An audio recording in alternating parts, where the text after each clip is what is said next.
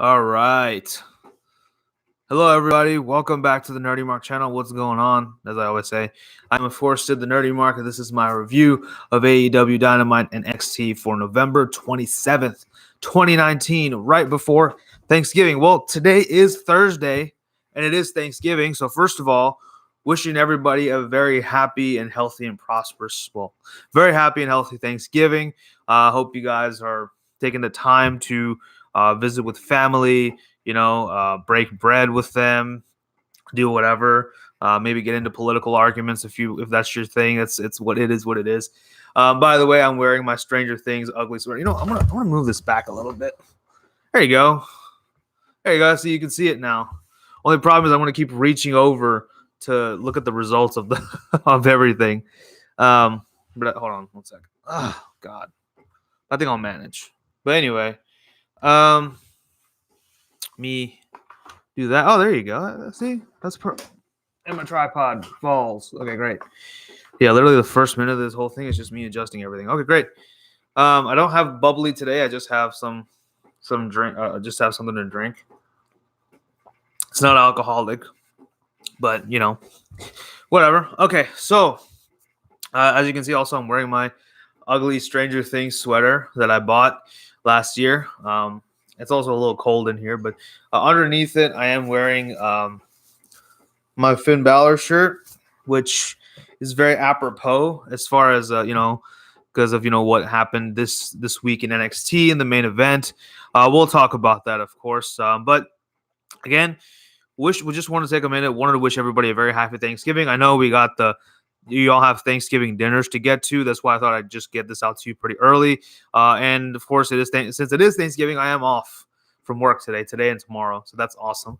So I thought I'd just take the time to go ahead and get this review out for you guys. So I will make this very, very quick.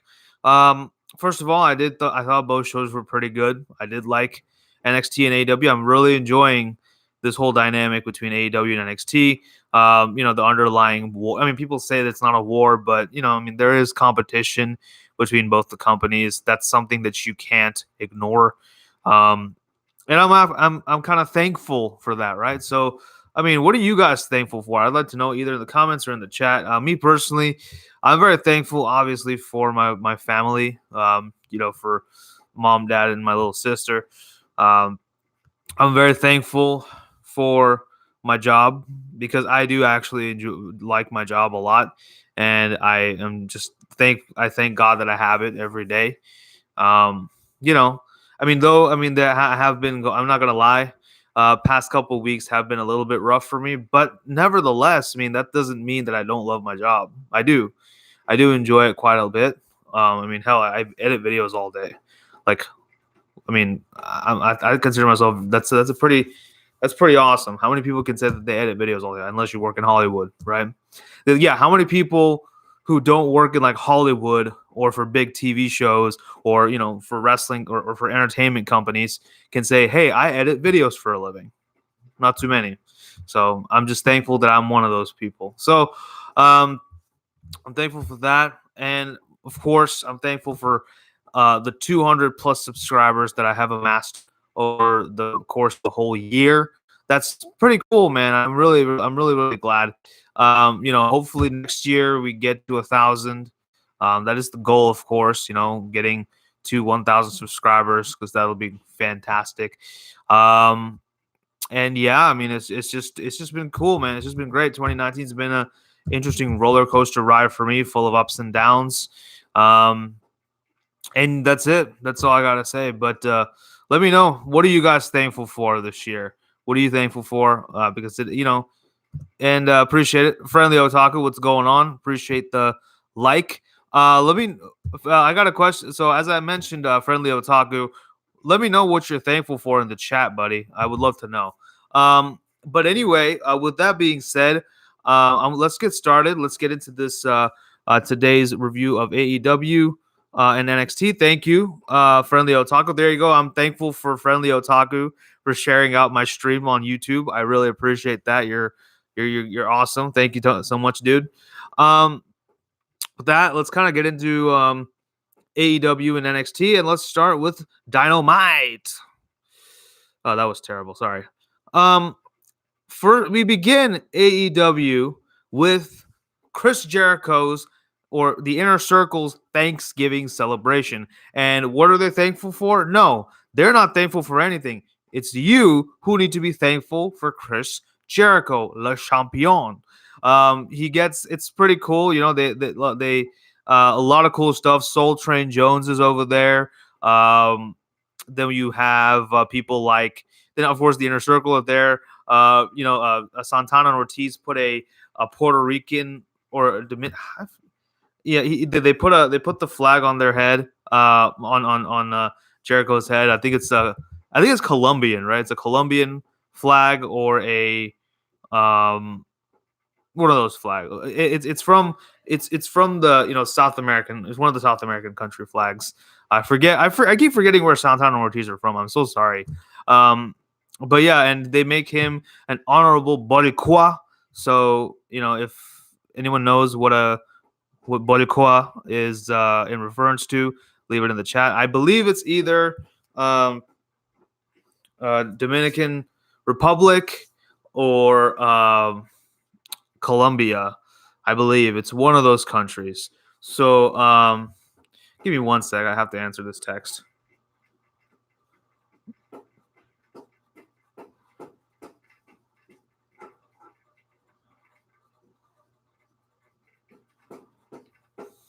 So, so that was pretty cool. We had Ted Irvine, Chris Jericho's real life dad, showing up in a New York Rangers jersey, saying that the Chicago Blackhawks suck, which of course gets a boo from Chicago. Jake Hager comes out with a goat, and he calls it Chris Jericho Jerigoat. And of course there's a lot of pomp and circumstance here. A lot of people saying that there's a lot of people. There are a lot of blow up dolls there, like a lot of blow up turkeys, a lot of presents, some gift baskets, of course, a little bit of the bubbly.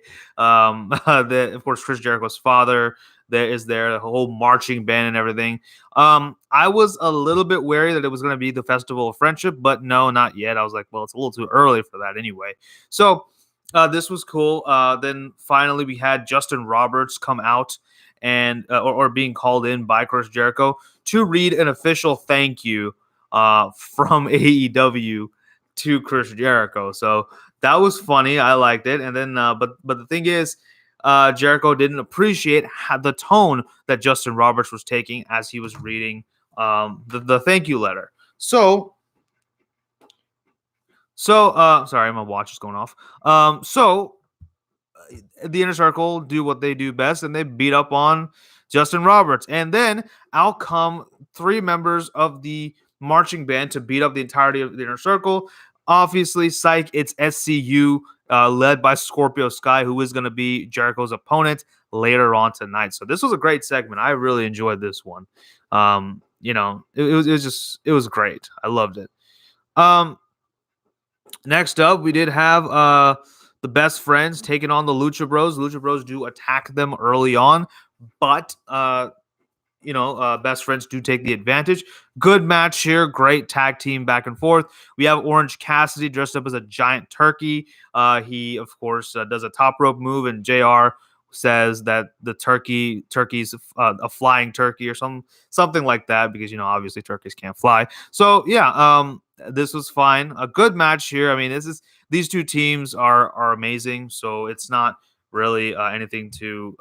It's not surprising that these 4 will put on a masterclass in tag team wrestling. So, and we did have this also kind of stemmed a little bit from I believe in AEW Dark. I forgot to watch it this week, but AEW Dark, Trent did beat Pentagon. So next week he will be facing off against his brother Phoenix. So that's going to be cool. But Best Friends do win this match. Good affair here. Orange Cassidy, being Orange Cassidy as well. So that was great. Next up, we have B. Priestley and Emi Sakura taking on Chris Statlander and Hikaru Shida. So it looks like Chris Statlander is a full-time member of AEW. She was on AEW Dark, teaming up with the Big Swole. Now, I have heard of Chris Statlander in the past. I haven't really seen her in any of her matches. I know her gimmick is like she's an alien or something like that. So it's cool to see her here. She is definitely probably like the biggest woman amongst all four of them. Like even I would say she's even a little bit bigger than B Priestley. But it was good. I like this match. Chris Statlander, I would say, was the MVP of this match. She is awesome. I love her. She's very athletic and very powerful and very speedy. I was gonna say very fast, but I kept on wanting to say very strong. But I already said very strong. So anyway, sorry. But yeah, she's a great performer in the ring, and I really enjoyed it. However, the match did end with Emi Sakura pinning Hikaru Shida because Emi Sakura tried to use her little mic stand that she brings in, and she does finally use it and hits Hikaru Shida across the head and pins her to win the match. Of course, the referee didn't see it. A lot of referees not seeing the heels, not a lot of referees getting distracted throughout this entire week across both shows. So I thought that was interesting. Maybe that should have been the name of this episode instead of Happy Thanksgiving. Confused or distracted referees. I don't know. But it was a fine match. I did like it. Looking forward to see more of Chris Statlander in the near future. We then have Cody Rhodes taking on a local talent named Matt Nix. He makes pretty quick work of him with the figure four and makes the man tap. Afterwards, he gets on the mic, calls out MJF, but out from under the ring come two giant men, the Blade and the Butcher. And they beat up on Cody, and also out comes Allie. She's now dressed up in like the dominatrix kind of suit, and she has the bunny ears and the little mask on her head. So yeah, I mean that was interesting. So we have Blade, Butcher, and Bunny. That's what they're calling themselves, I guess. This is of course in response to Brandy Rhodes cutting off Allie's hair, Awesome Kong cutting off Allie's hair, but obviously Brandy Rhodes was the brains behind the operation. And this was cool. Sorry. So that was cool. That was great. And this was interesting because I've never really heard of Blade and Butcher. I know my friend Tim, he says that I believe it's Blade. He is Allie's husband. So okay, that's there. So I mean, interested to see what they do here. So obviously they debuted them, but I mean that's the thing. There was barely any. Unfortunately, there was like barely any reaction to both of those guys because no one really knew who they were. Luckily, everyone knows who Allie is, so she'll probably be like the driving force of this faction. So which makes sense, and I also do hope this results in Marty Scurll debuting in AEW because let me tell you, man, when he debuts, this crowd is going to go absolutely nuts. So I'm excited. I hope we get at some point a 6-man or a 6-man plus woman tag between I guess we're gonna get a feud with Marty, Cody, and Brandy on one side, with of course, and Blade, Butcher, and Bunny on the other side. So it should be interesting to see what they do. Again, never really heard of these guys before today, so we'll see what they are. So I don't know really what to make of them. But yeah, it was cool. Up next we did have the Dynamite Diamond Ring match between we don't really call him Salt of the Earth anymore because we realize he's not. MJF, Maxwell Jacob Friedman, taking on Hangman Adam Page in a pretty good match. It was decent. It was good. I mean, it was a pretty run of the mill match actually. Kind of crossed all all the T's and dotted all the I's for me. In the sense that like it just did what it was supposed to do. Obviously MJF being the cheating, insufferable heel with Wardlow on his side, helping him out whenever he can. Wardlow, of course, does distract the referee again. See more ref distraction. Well, not Wardlow. Actually, no. MJF distracts the referee. Wardlow gets involved. Huge kick to Adam Page into a very sloppy crossroads by MJF to win the match. DDP comes out to present the diamond ring. He gives it to MJF, who wears it on his pinky. Obviously, I guess as a reference to when Cody Rhodes was wearing that ring when he was in Ring of Honor. And yeah, I mean, it was. And then Diamond Dallas Page got into it with Wardlow and MJF, so that was interesting. Yeah, that was cool. I don't think this means there's going to be an in-ring return for Diamond Dallas Page at any point. I don't think that he needs to return to the ring, but it's pretty cool to see him. It's always good to see him. I mean, obviously, he does the DDP yoga,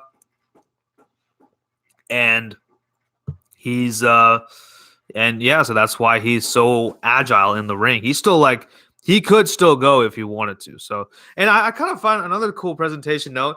He was wearing his WWE Hall of Fame ring, and you could clearly see it. You can clearly see it. They try their best to kind of film it so that his fingers are off camera, but you could just totally see that he's still wearing his WWE Hall of Fame ring.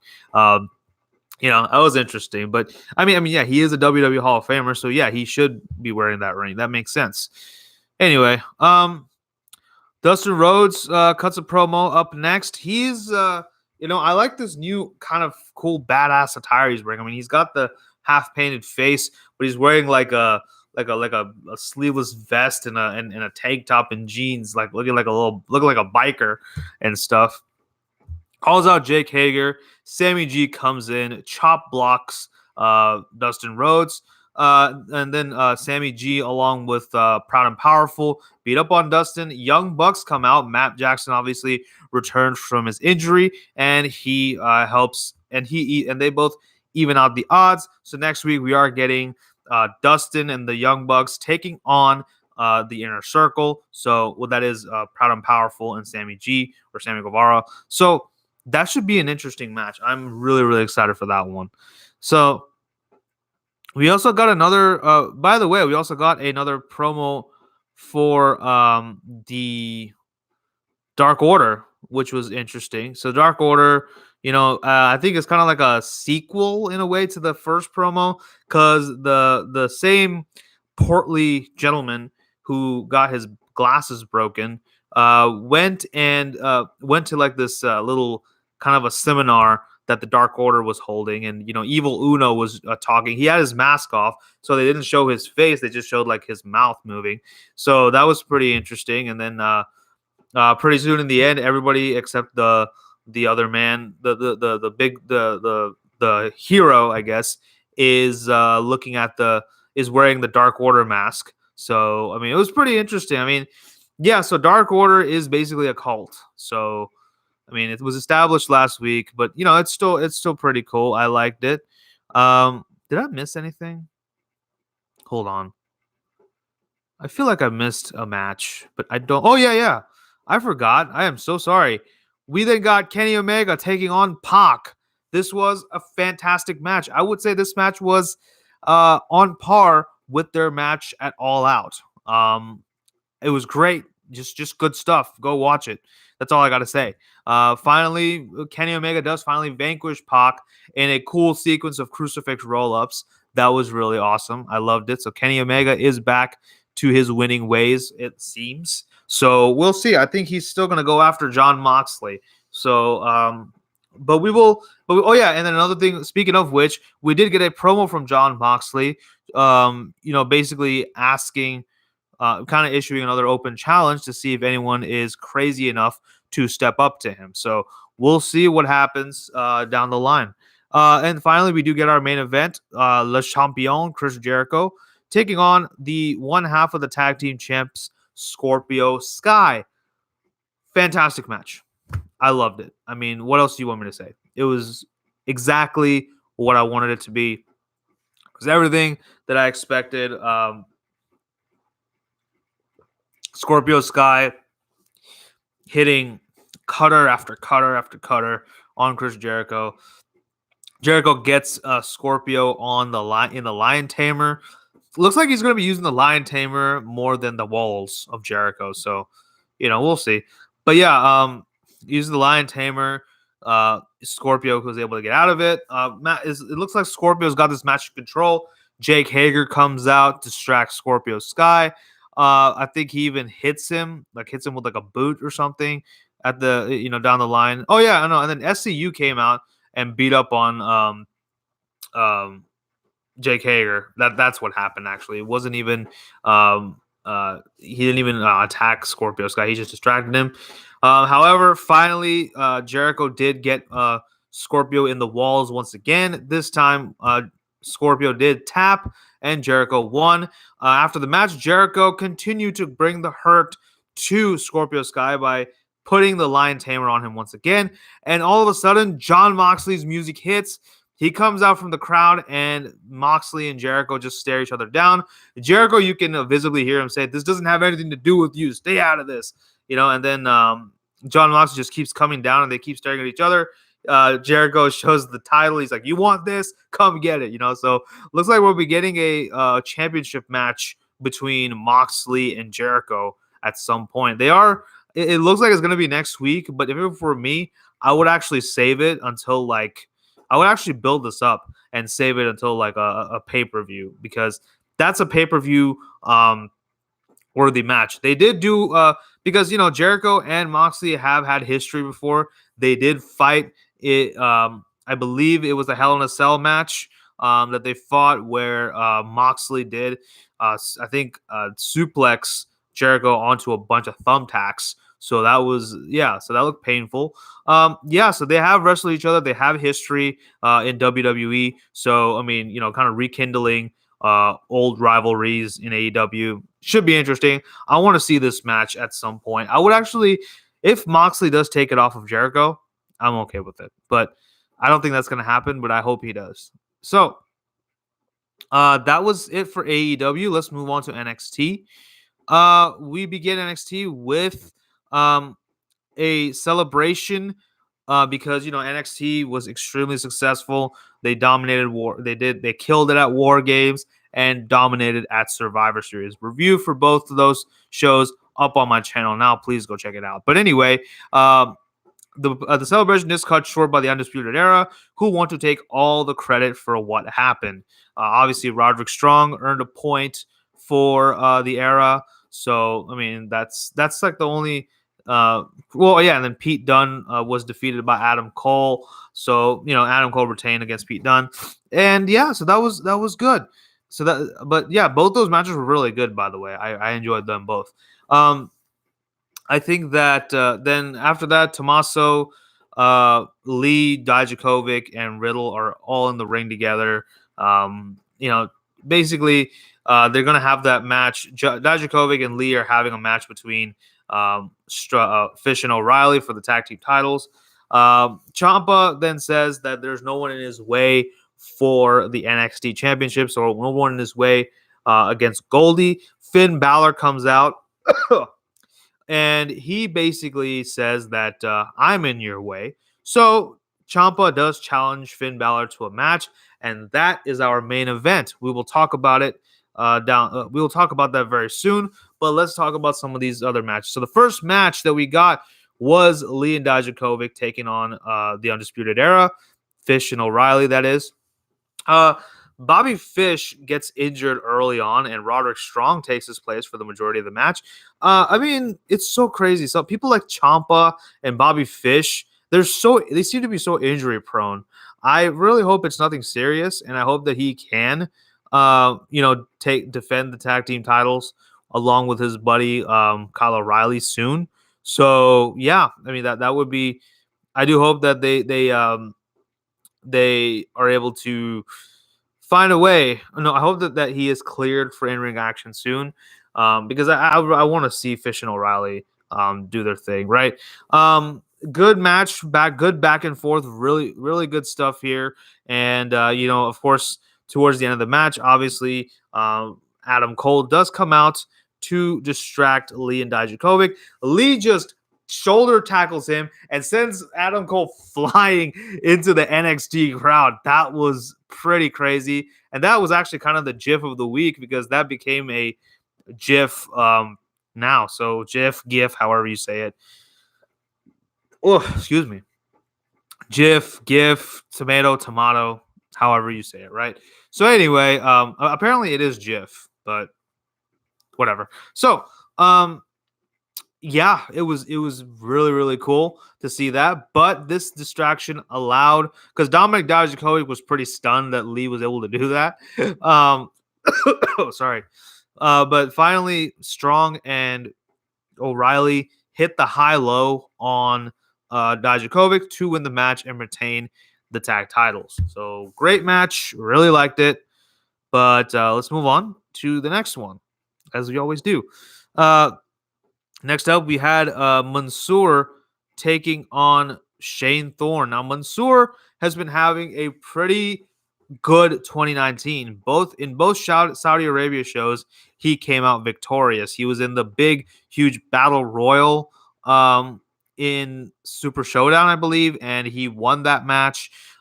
He was in Crown Jewel against Cesaro and won against him. And now he takes on Shane Thorne. Really good match. There's even a spot where Mansoor goes and tries to hit a suicide dive, but Shane Thorne catches him and hits a huge suplex. That looked really painful on the outside.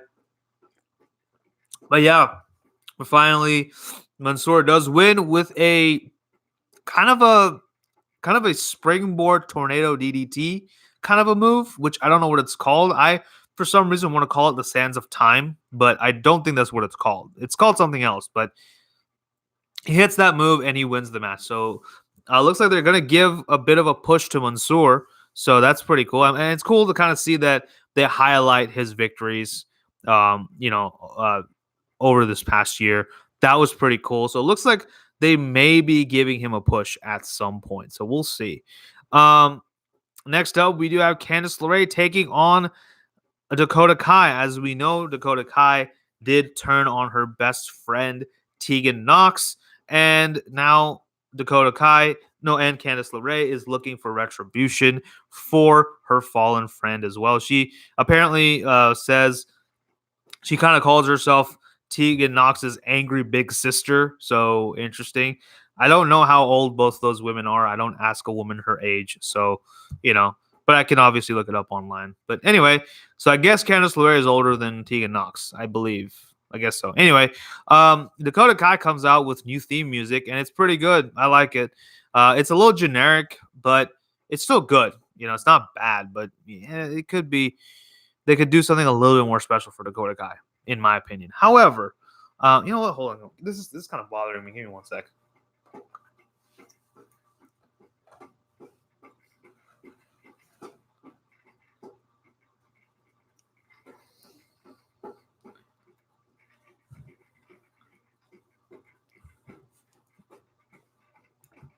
There you go. Oh, nope. All right, much better. Anyway, but yeah, that was interesting. The match is pretty good. This is kind of a dream match of sorts, and finally, we did have Dakota Kai trying to go back for the. Oh yeah, she brings out Tegan Nox's knee brace as like a trophy. So that was pretty cool. Yeah, and finally she does use it to her advantage and gets disqualified though. But that doesn't stop her from putting the hurt onto Candice LeRae. She basically slams her into the steel steps, slams her onto the apron. She pushes one of the officials off of their chairs, brings out the steel chair. Out comes Rhea Ripley and kicks the chair onto freaking Dakota Kai's face and drives her off. So it looks like, so if Tegan Nox if Candice LeRae is Tegan Nox's angry big sister, it looks like Rhea Ripley is Candice LeRae's angry big sister, even though Rhea Ripley is much younger than Candice LeRae. You get the point. So It's pretty cool. So yeah, it was great. I liked it a lot. And I'm really, really liking Rhea Ripley. Well, I always did like Rhea Ripley, and I just like her even more. Honestly, I like her better as a babyface than a heel, frankly. So that's just me. Um, then we had the NXT Cruiserweight. We had the NXT Cruiserweight champion Lio Rush defending his title against Akira Tozawa, who is coming out wearing Raw colors. He even has the Monday Night Raw T-shirt and everything like that. So interesting. Um, this was awesome. This was an awesome match. They've had a match they've had matches before on 205 Live, but nothing like this one. I highly suggest you go watch this one. It was fantastic.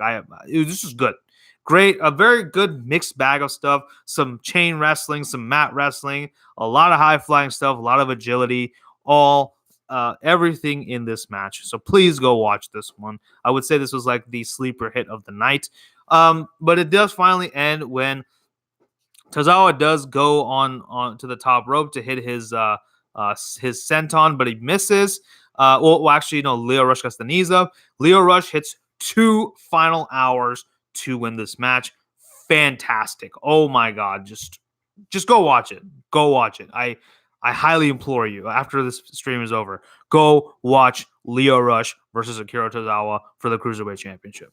Like, you have to. So, um, up next, we had my wife Xia Li taking on Vanessa Bourne. She makes quick work of her, but not before Shayna Baszler and the Horsewomen interrupt and beat up on Xia Li, my wife. And even though Xia Li, my wife Xia Li, she was able to, kind of defend herself, the numbers game was too strong for my wife, and she got thrown out of the ring. And Shayna Baszler kind of basically cuts Adam Cole's promo, except it's more tailor-made to her. She actually has some bragging right. Well, so did Adam Cole, but still, she also brags about how she beat Bayley and Sasha Banks. I was about to say Sasha Banks, but no, she beat Bayley and Becky Lynch, the SmackDown and Raw Women's Champions, respectively, on the same night. Yes, my wife, Timothy. She is my wife. You can't say otherwise. Anyway, but so this was cool. I mean, she said, yeah, I beat them, and we're the only ones we need to celebrate, something like that. Rhea Ripley comes out once again, and she basically Shayna Baszler tries to leave.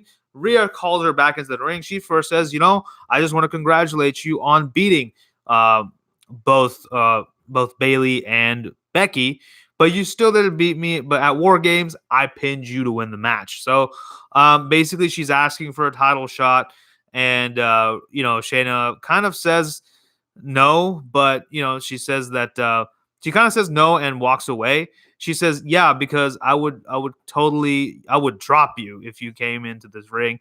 It was great. It was fantastic. Good promo by Rhea and Shayna. Hopefully, we get that title shot for Rhea Ripley very, very soon, and she does take it off Shayna. I think that's what's going to happen. She's going to take it off of Shayna, and Marina, and Jessamine are probably all Raw or SmackDown bound. So I don't want to say main roster bound because I feel like NXT is also main roster very much now. So yeah, I mean they made their presence felt. So come on, hello.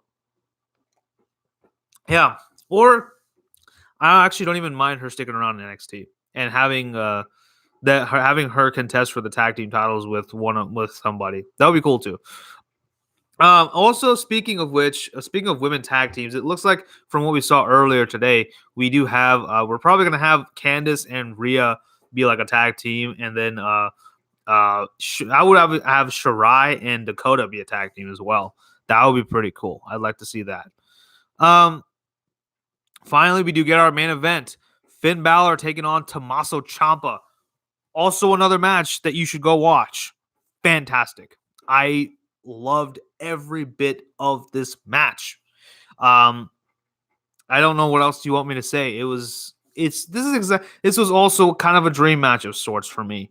I think Tommaso just shines here, as did Finn Balor. Tommaso kind of hit a sort of V trigger in this match too. Unfortunately, Morrow wasn't on commentary this week, either because he lost his voice or because of what Corey Graves said. I'm not going to debate that, but and then we had Tom Phillips taking over for Mauro Ranallo. Slightly underwhelmed by that because I don't care much for Tom Phillips. He sounds a lot like Michael Cole to me.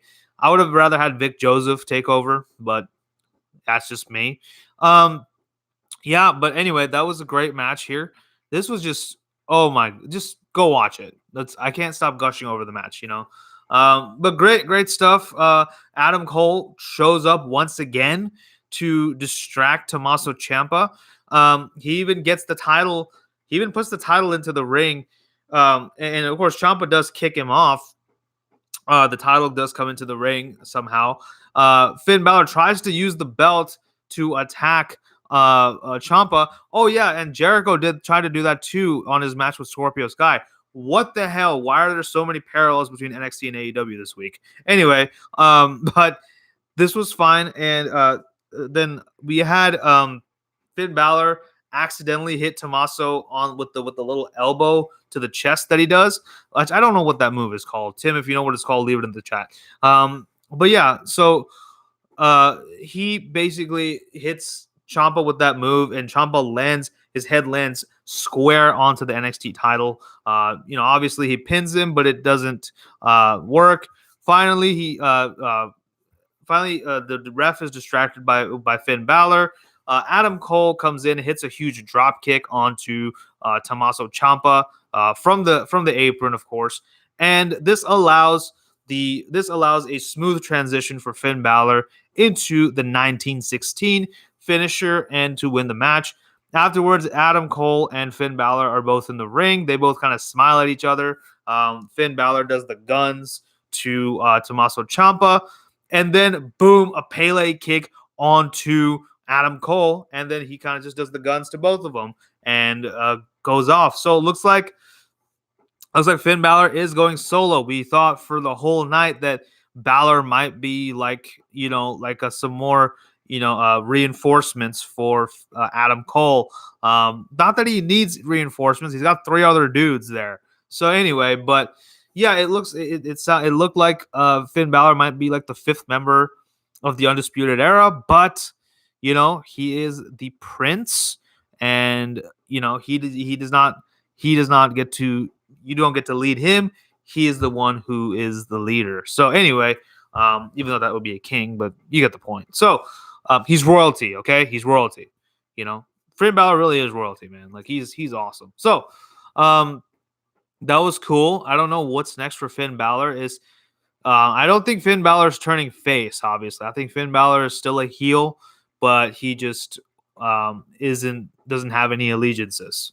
That's it. So yeah, I mean, I don't know. I mean, I do think that Tim's idea of having Baba Tunde carrying him to the ring, a la Bad Luck Fale, would be pretty cool. I mean, much like his New Japan days, that would just be pretty awesome. But I don't think that's happening anytime soon because we don't really see Baba Tunde at all on NXT television. But yeah, it would be a good way to bring him in. I would love to see that, but I don't know if they're going to do that. Yeah. So overall, 2 solid shows from AEW and NXT. I'd say NXT was a little bit better this week. Baba Tunde's been working Evolve. Interesting. Okay, cool. Well, I would say NXT was a little bit better this week. Again, AEW was a very fun show. AEW was filled with a lot of fun, from the Chris Jericho stuff, from everything with Chris Jericho to Orange Cassidy dressed up as a turkey, to the Dark Order segment. This AEW had a lot of things going for it, and it was a lot of fun. Okay, the women's tag match was actually pretty good. I'm getting impressed with the AEW women's tag division, AEW women's division. They still have a long way to go, in my opinion, but this is a step in the right direction. So I'm really excited to see what they do with the women in AEW at some point. Hopefully, more ladies do join down the line. As far as my favorite matches on both shows go on AEW, Omega versus Pac was great. The women's tag team match was really good. Lucha Bros versus Best Friends, and of course Scorpio Sky versus Chris Jericho. Those were my favorite matches. That's like majority of the matches on the card. But anyway, as far as NXT, uh, loved the cruiserweight title match. Great stuff. Finn Balor versus Tommaso Ciampa, the main event, of course. I did like Dakota Kai versus Candice LeRae. Could have gone a little bit more, a little bit longer, and also I think Dakota should have won the match because she's a heel. Now that she's changed from her alignment, her moral alignment. Give her a win. Come on. But yeah, that's fine. Those two matches, as well as Era versus Leon Dijakovic, that was great stuff. But yeah, that was fantastic. So, but I still thought NXT was a little bit better, a little bit more excitement I had for NXT than I did for AEW this week. But anyway, let me know what you guys thought about both shows in AEW and NXT in the comment section below. Obviously, this is the end of the segment that I'm doing. But anyway, don't forget to like, share, and subscribe. Follow me on social media. Tell your friends about the Nerdy Mark. Thank you guys for watching. Hope you guys have a wonderful Thanksgiving, and I'll see you guys next week. I don't know. Tim and John, we have to talk to them. We will probably have an Armbar Nerds episode this week. We're not sure. We'll see, but we'll keep you guys posted. But with that, thank you for watching, and I'll see you guys next time. Take care. Bye-bye.